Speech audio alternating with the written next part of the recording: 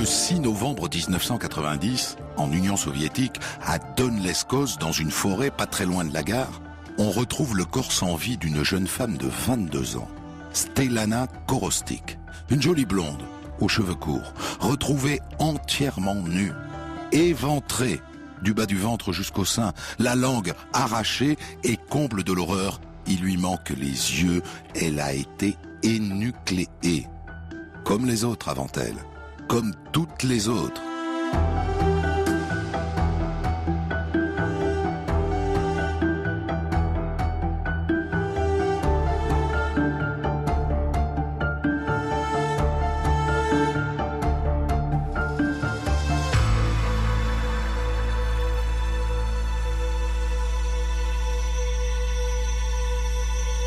Ça fait combien de victimes déjà? Je crois bien que c'est la 52e. Stelana est la 52e victime d'un tueur en série qui sévit dans le coin depuis 12 ans, depuis 1978. Un tueur qui s'en prend aux garçons comme aux filles, qui les viole en général, qui leur arrache les yeux, qui les éventre de haut en bas et qui finit par découper les organes génitaux. On a trouvé près de certains cadavres des testicules mâchouillés. Ce tueur en série, ça fait 12 ans que la police soviétique puis russe le traque et d'ailleurs le matin même, elle a effectué des contrôles à la gare de Donleskos. Le matin même? Coup de chance. Peut-être que le tueur a été contrôlé.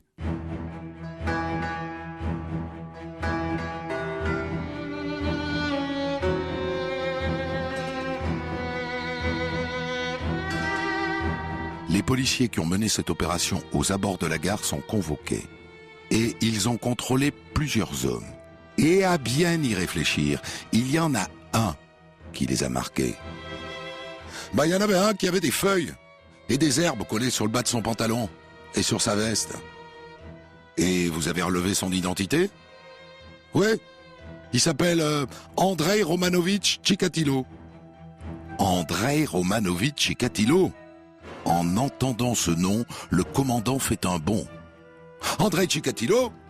Mais on l'a déjà arrêté il y a 6 ans, en 84. Il faisait partie de nos suspects. À partir de maintenant, messieurs, vous me le mettez sous surveillance 24/24. Vous ne le lâchez pas d'une semelle. Le mieux serait de le surprendre en flagrant délit. Et vous me faites une synthèse de tout ce qu'on sait sur lui. Je veux tous ses déplacements ces 10 dernières années.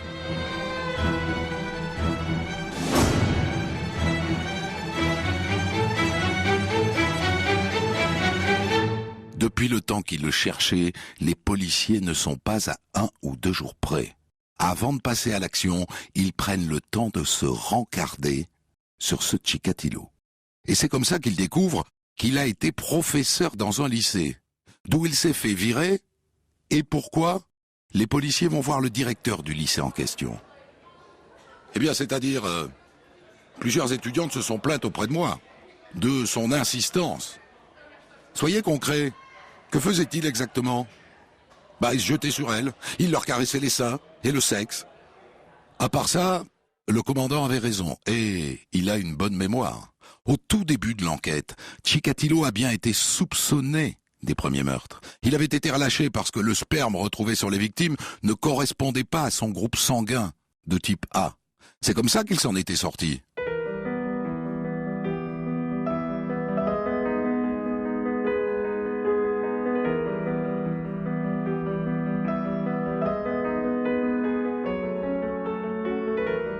À part ça, cet Andrei Chikatilo vit à Rostov. Il est marié et il a 2 enfants. Et depuis qu'il n'est plus professeur, il travaille dans l'industrie. Et ça l'amène à voyager. À voyager. Les policiers mettent en parallèle sa série de meurtres et ses voyages. Et c'est stupéfiant. À chaque fois que ce Chikatilo va quelque part, 2 jours après, on retrouve un cadavre mutilé. C'est lui, Chikatilo. C'est forcément lui. 52 morts plus tard, il est enfin identifié. Et pendant son interrogatoire, il avoue tout, y compris d'ailleurs des meurtres dont on ignorait l'existence, des disparus qui soudain deviennent des morts. Ça dure des heures, Il avoue tous ses crimes, un par un. Sa mémoire est saisissante.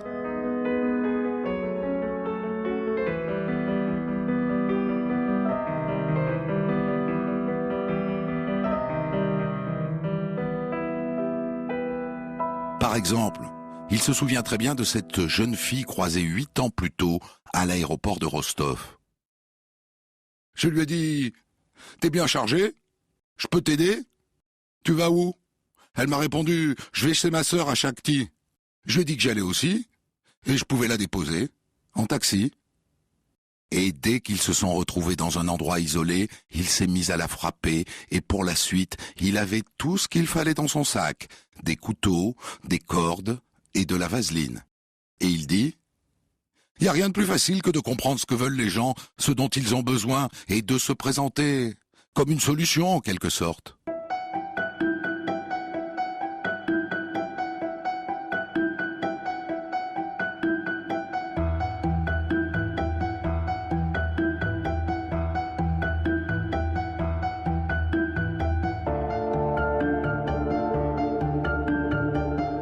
Dès que la presse apprend qu'il a avoué, Tchikatilo devient le monstre de Rostov, le boucher de Rostov ou l'ogre de Rostov. Et ce qui frappe tout le monde, c'est qu'il a l'air parfaitement normal. Il est marié, il travaille, il a l'air doux et même timide. Il nous reste encore beaucoup de choses à apprendre sur lui. Laissez-moi vous raconter le premier meurtre d'Andrei Tchikatilo. Le premier de la série, en 1978. Il a 42 ans, il est marié, il a 2 enfants, il est membre du Parti communiste et il a un bon niveau d'études. Mais on commence à le voir traîner dans les pissotières ou dans les douches publiques de Rostov. Le prédateur rôde, mais il n'est pas encore passé à l'action.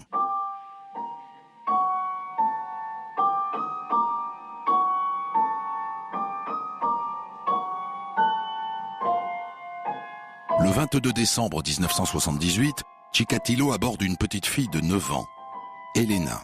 Elle rentre à pied de la patinoire. Il lui propose un chewing-gum et il la tire dans une cabane. Avait-il prévu ce qu'il allait se passer? S'y était-il préparé? En tout cas, quand on retrouve le cadavre de la petite Elena, tous les ingrédients de sa folie sont déjà là. Il l'a violée, il l'a étranglée et pour finir, il l'a criblée de coups de poignard. Une petite fille de 9 ans, sa première victime.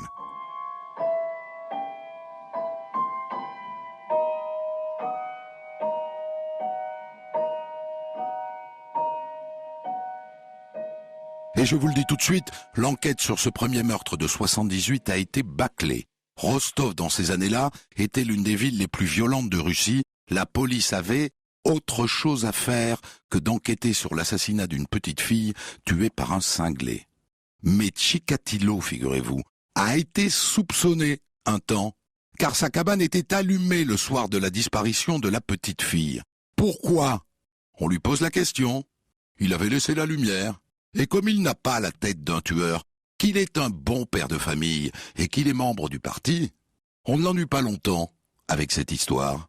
Et on trouve un autre coupable, Alexandre Kravchenko, 25 ans. Il a déjà fait de la tôle, il a le profil idéal. Les policiers le secouent un peu en interrogatoire et à la fin, il avoue qu'il a tué la petite fille. Le lendemain, il fait marche arrière, mais c'est trop tard. Alexandre Kravchenko est condamné à mort et il est exécuté. Mais c'était pas lui, c'était Tchikatilo. C'était le premier meurtre de l'ogre de Rostov.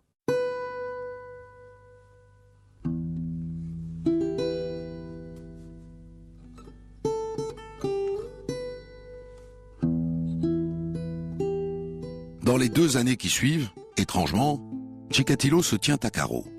Il récidive en septembre 1981 et là, il tue une jeune prostituée de 17 ans. 10 mois plus tard, en juin 1982, il en revient aux petites filles, Lyubov Biryuk, 13 ans. Il l'enlève alors qu'elle est sortie acheter des cigarettes, du pain et du sucre pour ses parents. Son corps, dans un état de décomposition avancée, est retrouvé près d'une forêt, mutilé, atrocement mutilé. À cette époque, Les policiers ne font pas le lien entre ces 3 premiers meurtres, ne serait-ce qu'à cause du profil des victimes. Une petite fille de 9 ans, puis une prostituée de 17 ans, puis une gamine de 13 ans. On ne pense pas forcément tout de suite à un tueur en série. Et ça va se compliquer quand il va commencer à s'en prendre à des petits garçons, à qui il fait subir exactement le même sort qu'aux petites filles. Bref, il est pédophile, mais les femmes l'intéressent aussi. À cette époque-là, il chasse dans les gares et dans les gares routières. Il cherche des fugueurs ou des fugueuses et des prostituées, des filles fragiles quoi, qu'il peut embobiner et entraîner dans un coin reculé.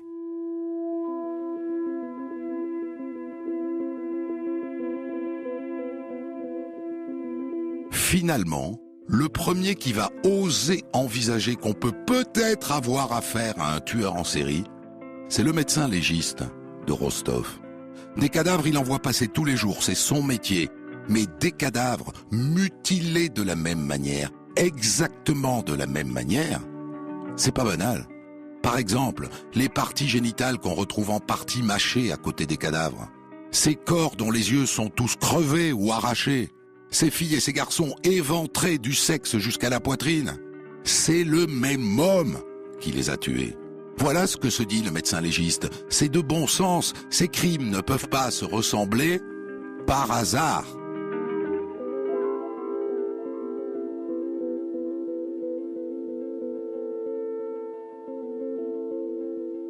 Le légiste, évidemment, en parle au juge.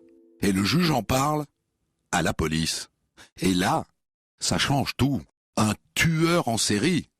On sort les grands moyens. Le colonel Victor Bourakov est nommé à la tête de l'enquête. C'est un cador en matière de police scientifique. Le meilleur des criminologues soviétiques. Une tronche. Mais il n'a jamais fait de terrain. C'est un rat de laboratoire. Qu'importe. Grâce aux taches de sperme retrouvées sur le corps, il connaît le groupe sanguin du tueur. AB. Eh bien, il décide de réaliser des prises de sang systématiques sur près de 165 000 habitants de Rostov.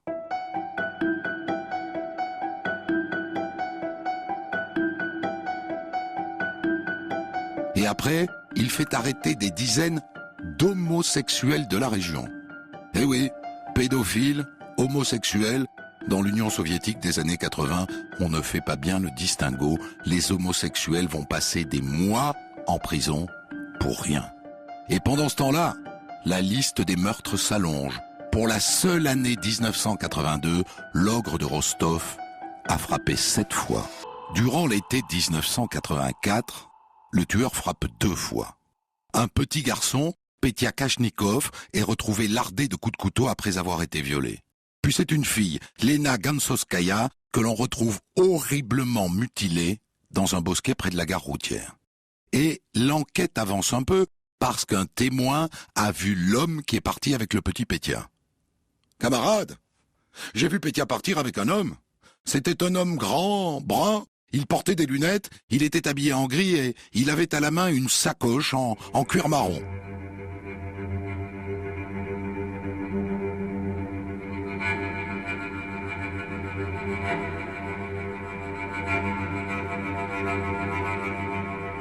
La description est suffisamment précise pour qu'on puisse fabriquer un portrait robot. Et un après-midi du mois d'août 1984, à la gare de Rostov, un policier remarque le comportement d'un homme qui ressemble au portrait robot et qui tourne avec insistance autour des jeunes filles qui sont là. Il en voit une, il se fait rembarrer, il va en voir une autre. Il a l'air vraiment louche. Le policier aurait pu l'interpeller, il décide de le prendre en filature. Il le voit monter dans un bus en direction du centre-ville de Rostov. Alors il monte dans le même bus. Et surprise, une fois arrivé en ville, il le voit qui remonte dans un bus direction la gare. Il fait demi-tour et il va faire comme ça 3 allers-retours, en jetant au passage son regard torve sur toutes les jeunes femmes qu'il croise.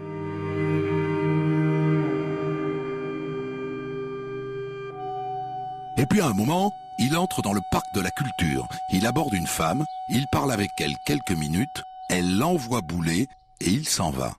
Le policier va tout de suite voir la jeune femme. « Qu'est-ce qu'il t'a demandé ?»« Ben, il m'a demandé ce que je faisais là, où j'allais. Il voulait tout savoir. Je l'envoyais balader. Le policier reprend sa filature. La nuit tombe. Et l'homme remonte dans un bus pour la gare routière. Et là, il reprend son manège. Il ne s'arrête jamais. Il aborde les femmes, il parle quelques minutes avec elles. La plupart du temps, elle l'envoie balader. Et il passe à la suivante. Et puis à un moment donné, il y en a une qui accepte ses avances. Il est 2 heures du matin. Et ils s'assoient tous les deux sur un banc et elle pose sa tête sur ses genoux. Et puis rien. Le temps passe et finalement, elle s'en va. Et l'homme monte dans un tramway en direction de la gare. Le policier qui le suit depuis des heures décide de l'interpeller. « Monsieur, veuillez me suivre s'il vous plaît jusqu'au poste de police. C'est pour un contrôle de routine. »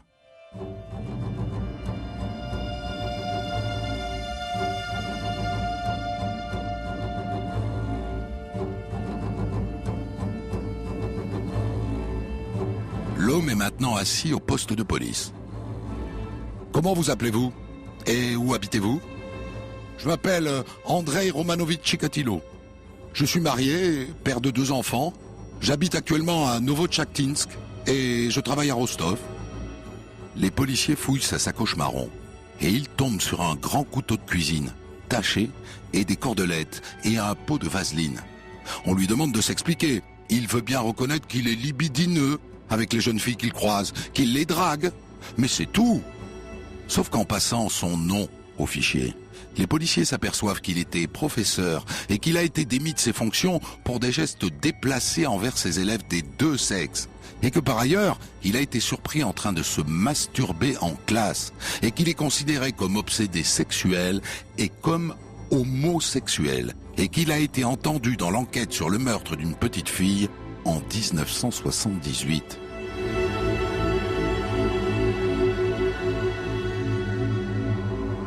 Sacrément intéressant tout ça.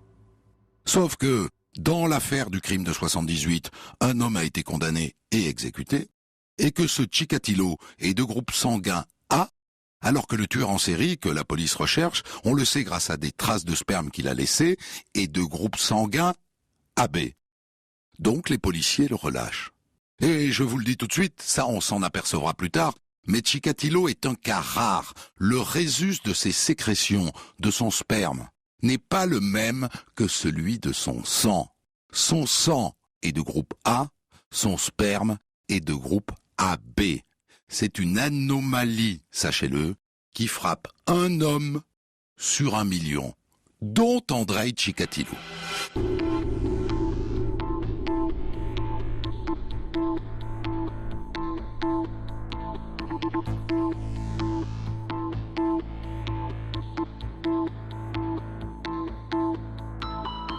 Quelques semaines plus tard, pourtant, il se retrouve devant la justice. Mais dans une affaire qui n'a rien à voir ni avec les abus sexuels, ni avec des meurtres. Il est jugé pour un vol, le vol d'un rouleau de linoléum dans l'entreprise où il travaille. Il nie, il est tout de même condamné à 3 mois de prison. Il en ressort à l'automne 1984. Dans un contexte politique très particulier. Celui de la perestroïka, le régime soviétique est en train de s'effondrer et ça va aider Chikatilo à se faufiler entre les mailles du filet pendant quelques années encore. Et d'ailleurs, à partir de ce moment-là, il est rebaptisé, il est le tueur de la perestroïka. Je vous ai expliqué que depuis 1985, la police soviétique pense avoir affaire à un tueur en série. Grâce au bon sens d'un médecin légiste qui a relié tous ces meurtres entre eux et établi qu'ils se ressemblaient. Mais attention, en Union soviétique, quand la police traque un tueur en série, personne ne le sait, il n'y a jamais une ligne dans la presse, même au ministère de l'Intérieur, tout le monde n'est pas dans le secret.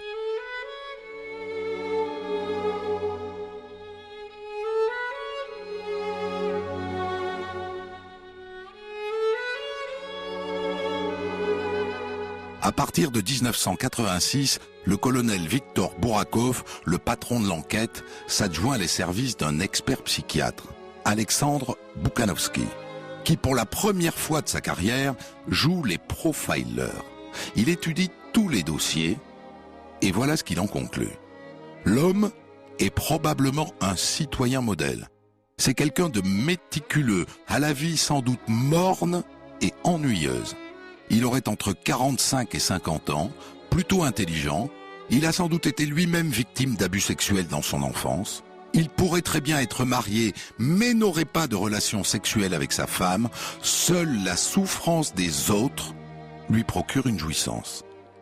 Et ce profil, tel qu'il est révélé par ce profiler russe, va bouleverser l'enquête. Car jusqu'ici, la police recherchait des homosexuels et des malades mentaux. Or là, le psychiatre évoque un homme ordinaire. Ça change tout.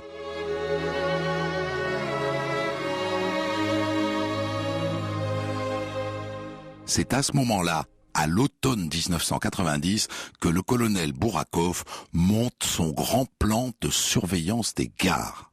Surveillance qui va aboutir, mais ça je vous l'ai déjà raconté, à l'arrestation d'Andrei Tchikatilo après la découverte du cadavre de Stelana Korostik. Et vous vous souvenez que dans les heures qui suivent son arrestation, il avoue tout, tous les meurtres, les 52, dans le détail, un moulin à paroles.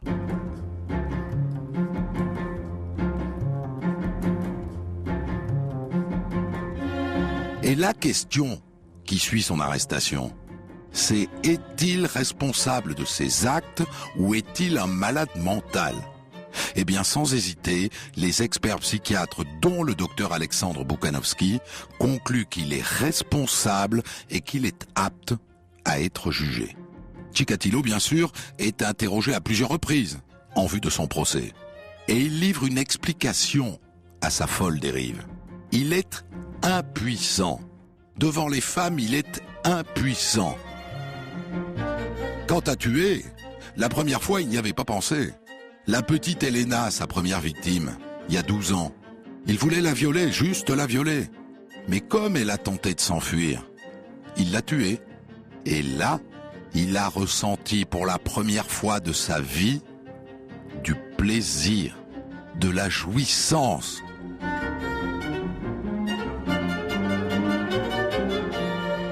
On cherche aussi à comprendre pourquoi il lui est arrivé de manger, de mâchonner les parties génitales de ses victimes.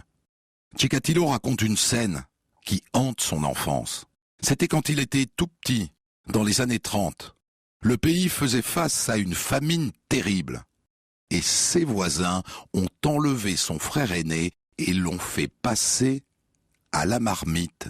Son frère, Stéphane Tchikatilo, a été victime de cannibalisme. Ça explique. Peut-être.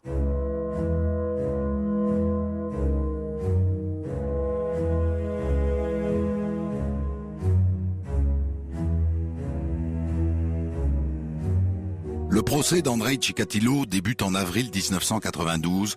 Il doit durer 6 mois. Le monstre a été placé dans une sorte de cage en verre pour éviter qu'il ne s'évade, mais surtout pour le protéger de la foule.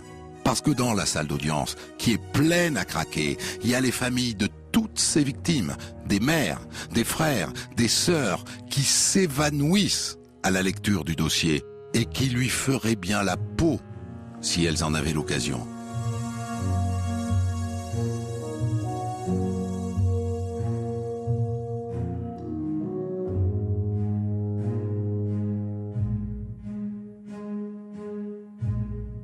Et puis les semaines passent, et il y a de moins en moins de monde dans la salle, et Tchikatilo, un après-midi, fait cette déclaration. C'était une sorte de soulagement mental, un soulagement sexuel. Qu'est-ce que je peux dire? Je suis une monstruosité, je suis une erreur de la nature, je suis une sorte de saleté, je suis devenu un sauvage de cette société. Il se déteste, en vérité. Et puis au fil des audiences, Tchikatilo paraît de plus en plus fou.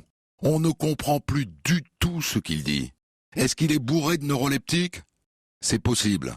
Il provoque le tribunal, il insulte la cour. Plusieurs fois, il baisse son pantalon et il exhibe son sexe devant les juges. Il délire.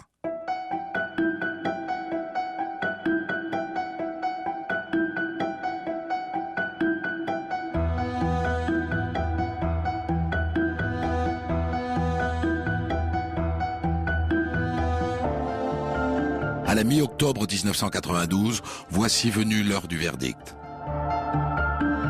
Selon l'article 40 du Code pénal de la Fédération de Russie, la Cour vous condamne à la peine capitale. Andrei Romanovitch Chikatilo, vous êtes condamné à la peine de mort. Est-ce que vous avez compris le verdict? Je l'ai compris. En février 1993, Andrei Chikatilo est exécuté d'une balle dans la nuque.